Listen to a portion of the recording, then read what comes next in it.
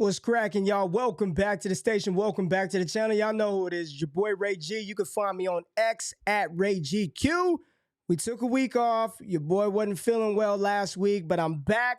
Rookie report, week 6 recap, looking ahead to week 7 and beyond. Nothing but rookies. If that's what you came for, you came to the right damn place. And all that I ask is you hit that thumbs up button, like the content, comment below. Let me know what you think about the content and the rookies in the show. And if you happen to stick around until the end of the video and you find the information actionable and or entertaining, subscribe to the channel. We do a lot of dope stuff over here at Destination Devy. Check out the website, destinationdevy.com. Premium articles, dope tools to help you dominate your leagues. But rookie talk, let's get into it. And what I wanted to do in this show, sort of just have a recap of the rookie class in general. How are we feeling about these players? Where are the ones that you truly want to invest in long-term in Dynasty? And which rookies are you kind of skeptical on? And we may need to proceed with caution after what we've seen through a little over a quarter of the fantasy season. So we are going to go to Keep Trade Cut just because they've got everything indexed out right and get a sort of a viewpoint of the community sentiment of these rookies. And I'll give you guys my feedback on these players, who's playing well, who's disappointed. So let's jump right into it and take a look at the rookie class in general. And my, oh my, 2023 Dynasty rookie rankings over here on Keep Trade Cut. Look at how different this looks compared to what we walked into earlier this year. Now that we've got actual data, we got games, players are playing. 101 still looking like it is Bijan Robinson, followed by CJ Stroud and Anthony Richardson.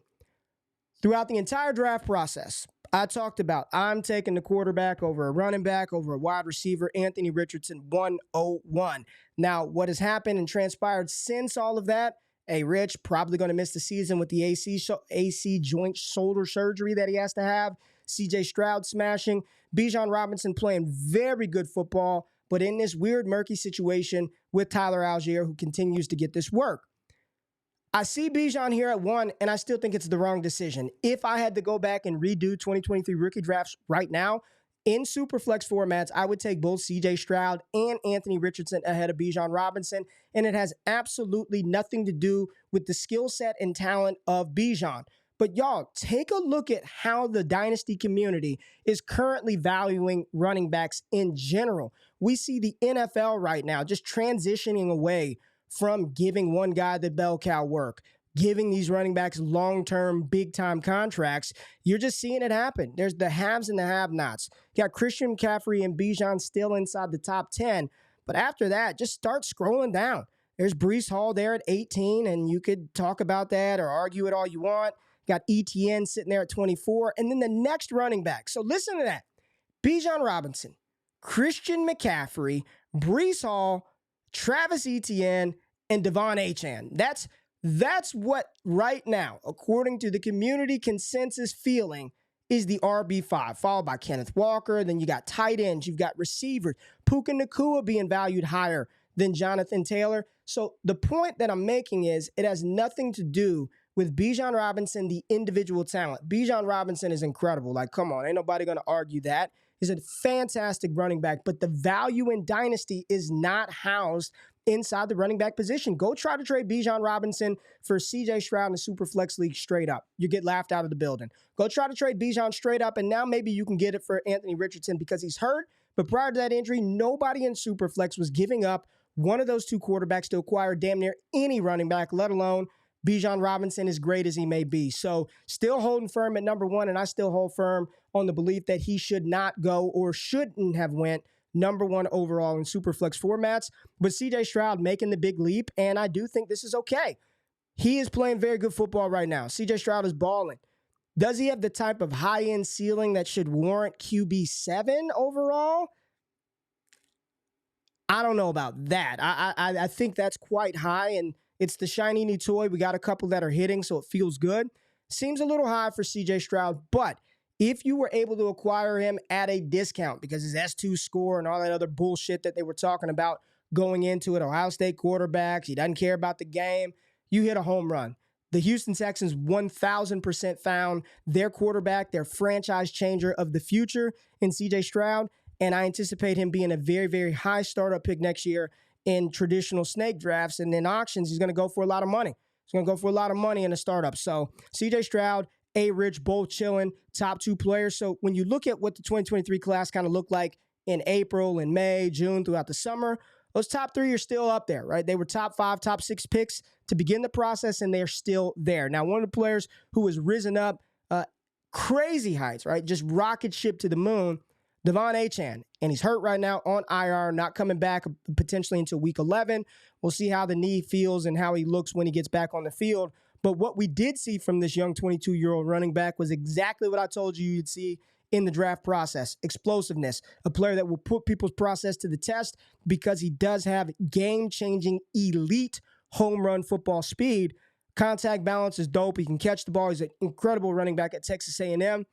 Coming in at rookie number 4 overall from the rookie class. This was a player that you were able to get at the back of your first round of rookie drafts, and as the process went later before he was selected by Miami, hell, he was even available 205, 204, 203 at times in certain leagues. So, hell yeah, Achane is dope. He's a good player, fantastic running back. Should he be valued as RB5? My initial inclination is this. If there are people in your league who value him and would pay you RB5 prices for De'Von Achane, I would make that trade today. Don't wait. Don't do this. Make it today. Because I think this is a little ADV, a little coin that I've turned artificial dynasty value. He's ranked that way, but I don't believe you're... Go try to trade Achane for Jonathan Taylor straight up, who he's ranked ahead of JT right now. Go try to make that deal. If you can make that deal, I'll give you a sub in a 12-team, start 10 league. I'm not talking about no 5-team league, some with your friends. You go make that deal. You send me a screenshot. I'll give you a sub for Destination Debbie for the month to check it out for free. I don't think you can. I think there's a lot of ADV going on with De'Von Achane.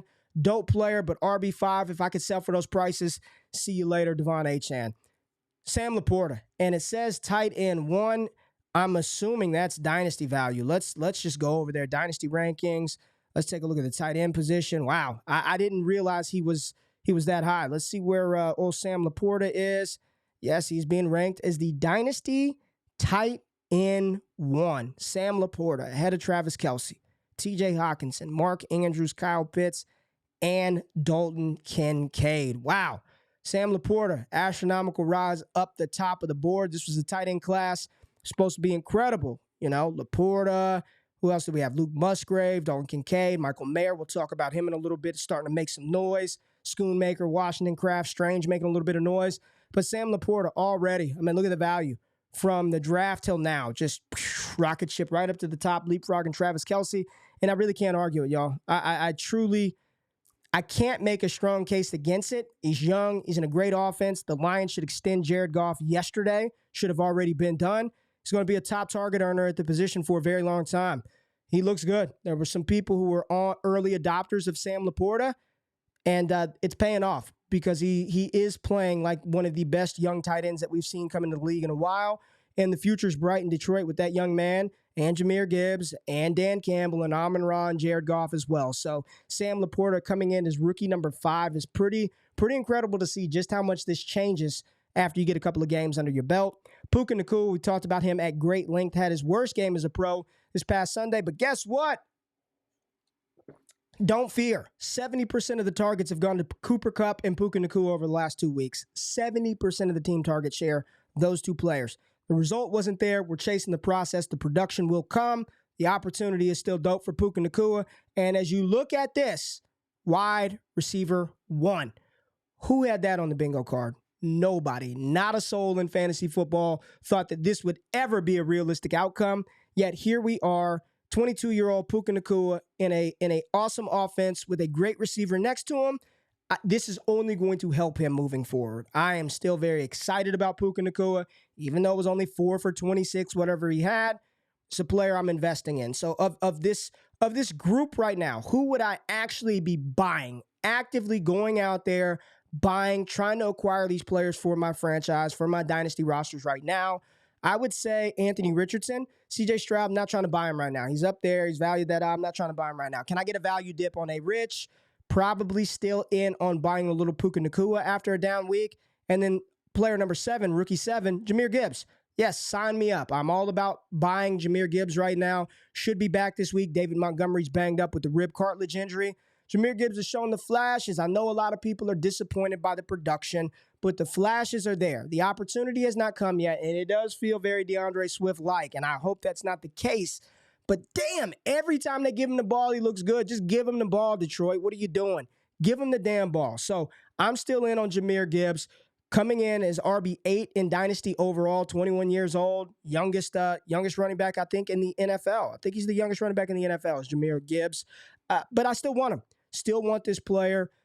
Not going at 105 anymore. But, yeah, I'll take the Jahmyr Gibbs discount that he's not good anymore or whatever people think about what's going on in Detroit. Let's take a look. Let's scroll down a little bit more and talk about some of these other players. Let's. How deep are we going to go today? Let's just look at the top 20. Who are we trying to go get? Perfect. Top 20. Top 20. This is perfect. This is perfect. Zay Flowers, Jordan Addison, and Jaxson Smith-Njiba in that order. I can't argue with the order of those receivers. I can't. Puka Nacua should be 1. Zay Flowers should be 2.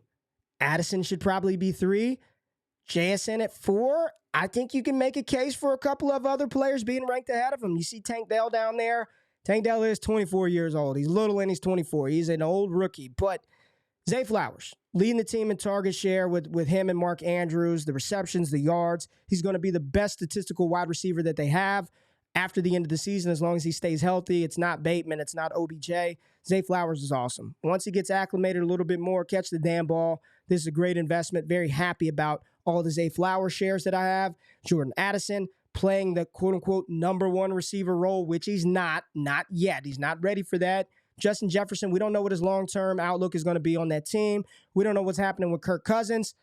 Jordan Addison is a speculative buy. If Jefferson is there, I question what that ceiling actually looks like for Addison. I know we wanted to be bullish and out of our skis and say, oh, he's locked in 1,000-yard receiver. He's getting single coverage, and KJ Osborne stinks. This is the NFL. Osborne's going to play. Brandon Powell's going to play. They're going to throw TJ Hawkinson a whole bunch of passes. So this high-end ceiling that we thought Jordan Addison possesses, I don't know, y'all.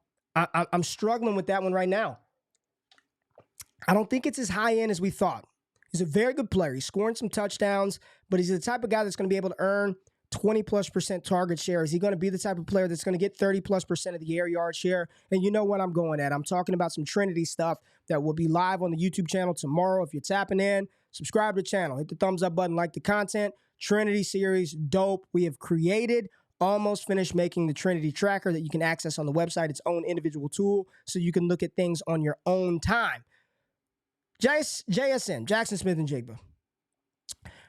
He came into the season, I think right before the season started, he was being valued as a top 10, I believe top 10 dynasty receiver. Let's just go on here and see. I believe he was a top 10 dynasty receiver. Yeah, there he is, wide receiver 10 in August. Wide receiver 10, and he held firm, wide receiver 10, wide receiver 11, all the way till a couple of weeks, right? Then he's still hovering around 14, and now we've seen the cliff, right? Dipped all the way down to wide receiver 21 when he wasn't getting targeted. Currently, it's, these are the receivers that he's around. Behind Drake London, DK Metcalf, and the aforementioned Jordan Addison. And he's a little bit ahead of Devontae Adams, DJ Moore, and T. Higgins. So there's JSN right there at wide receiver 19. The reality is everybody was out over their skis with the production that he'd be able to give us this season. Looking back on it, revisionist history right here, just going back in time, using the information that we have today. Pretty bold for all of us to say that he was going to come in and pull targets away from DK Metcalf and Tyler Lockett and rush attempts away from Kenneth Walker. They're going to throw so much to him that Kenneth Walker's going to lose snaps. He's going to lose touches. It's DK Metcalf and Tyler Lockett. That's who's getting the ball. Now, JSN did have an encouraging, finally, week 6. I think he was like 4 for 48, 4 for 50 in that matchup. So at least that's encouraging. Best performance that he's put on wax so far. But man, it's tough cost for JSN. Right now, am I in JSN acquisition mode? I'd be fine with buying some JSN. The problem is, I'm pretty sure the Jaxson Smith-Njiba manager still wants like a first-round pick, probably a first plus a player, and I'm not paying that for him. I don't think he's worth that. I'd rather invest that first-round pick into other players that are ranked ahead of him, that are more important at scoring us points and have more opportunity to be a difference maker for us. 4 for 48 doesn't really help. Like, you plug that in your lineup, it does you nothing. The WAR on him on the season is not low, is very low. His Trinity score is very low. One of the up until last week, he was tied with Jonathan Mingo as the two worst receivers in this class according to the Trinity score. But he's got one of the highest KTC values. So therefore, if things don't start to turn it around, where I see him being a significant target share earner, which I'm just telling you right now, I don't. The player Geno Smith hasn't been good, and you still got those two dogs in front of him. Feels like a player that you might be able to trade and liquidate right now, buy back later, and turn a little bit of a profit. So still hanging in there as a top 10 rookie, wide receiver 19 right now. Quite the fall for JSN, and it doesn't look like the production is going to pick up anytime soon in Seattle. Bryce Young is the last player we're going to talk about in great length, because there was a lot of fear and paranoia surrounding Bryce Young over the first month of the season, first month in a game.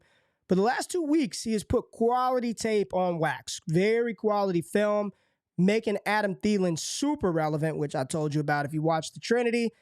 And he looks like he belongs. It looks like things are finally starting to slow down. Frank Wright has finally agreed to turn over play calling duties. He's no longer going to call the plays. He understands that Bryce probably needs a little more innovative play caller. All things are looking positive for Bryce Young except the weaponry that he possesses. Adam Thielen is 33. Terrace Marshall can't get on the field and get consistent snaps. They don't really have a consistent tight end. The running game is up and down with Chuba Hubbard and Miles Sanders. Jonathan Mingo is a developmental wide receiver. Laviska Shenault broke his leg. It's going to be rough for Bryce. This is going to be a tough season. Even though his past 2 weeks have been encouraging, I do not believe that's going to be the consistent trend throughout the regular season. But I do think there is enough good stuff that he's put on tape from an anticipatory thrower perspective, arm strength, the ability to navigate a pocket, ability to absorb contact in the NFL, get up after a hit. Who would have thought the quarterback that gets injured for the season first would be Anthony Richardson over Bryce Young, but here we are, the 250-pounder hurt before the 150-pounder. So, hey, maybe he's just built a little bit different, literally and figuratively, but I would be actively trying to buy Bryce Young. This is going to be a player in Superflex who will start for at least 2 more seasons, at minimum. Worst case scenario, he's got 2 more guaranteed seasons as a starter, and it's not going to take much for the community to just pull back in on Bryce Young. He had fallen down, and let's actually see where he went, because he's now being valued as QB 13, and I know that wasn't the case a couple of days ago. There it is.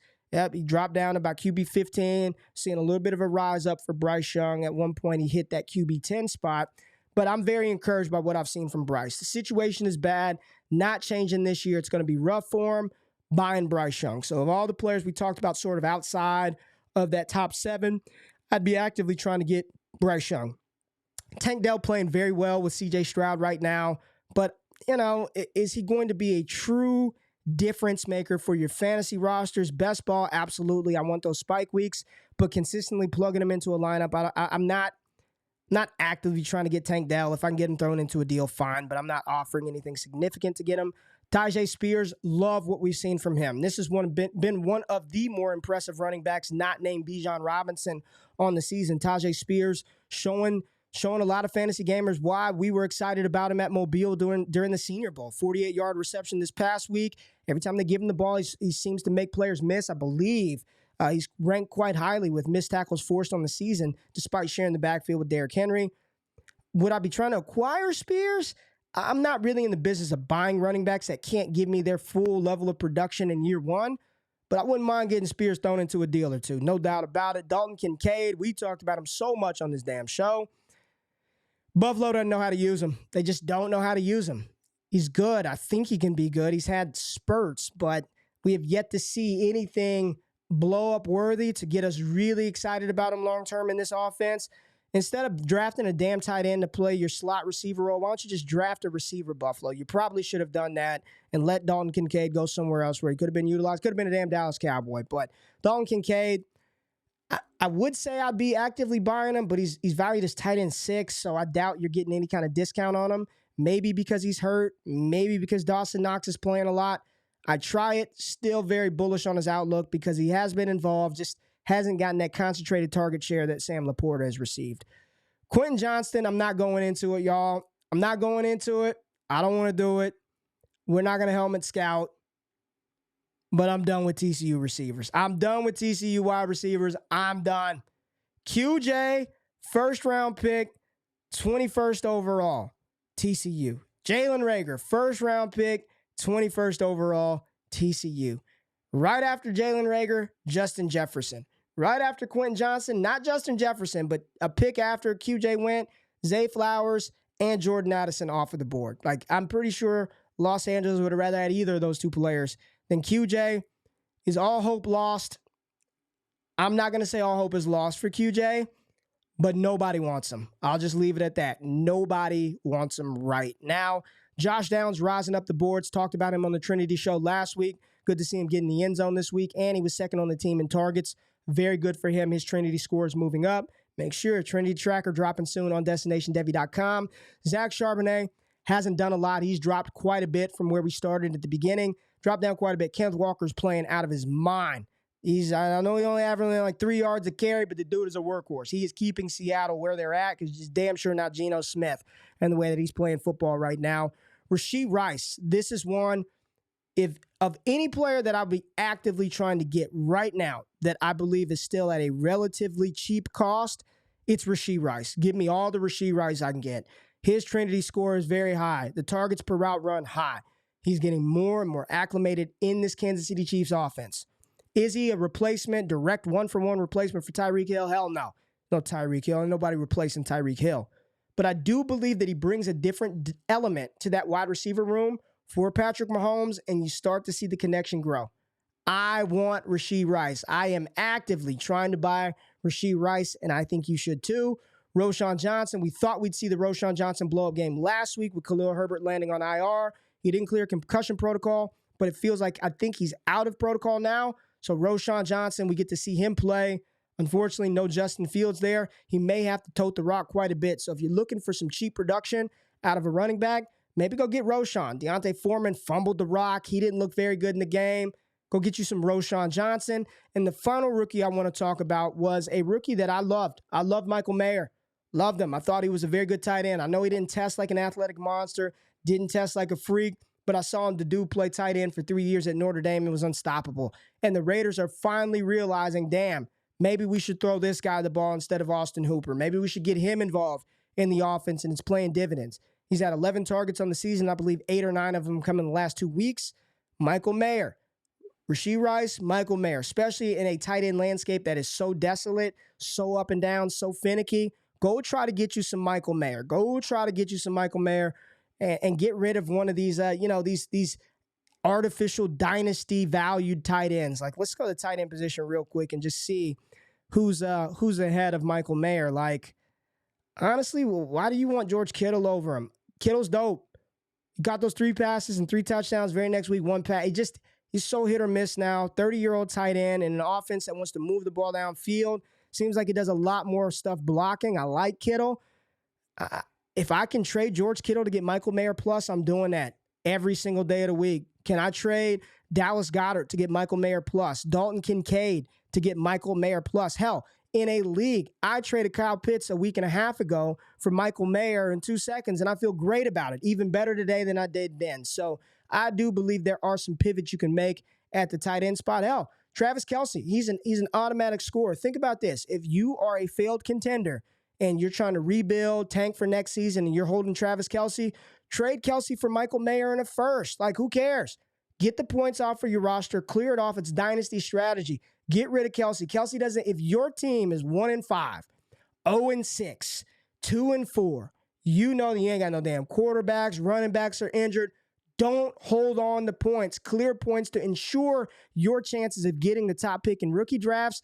Tear down. Send Kelce to the contender for their Michael Mayer plus a first and a second. Just send the offer. I'm telling y'all. So top 20 rookies right now, much different than what we thought it would be coming into the season.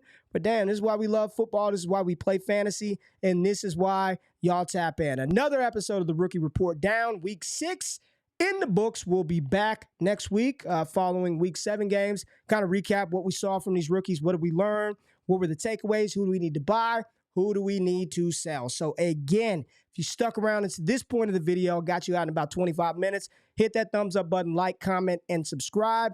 you're a loyal DD fan, man, go to DestinationDavid.com. Check out all the dope content, podcast feeds, and everything that we're putting out on the channel. I appreciate y'all being there.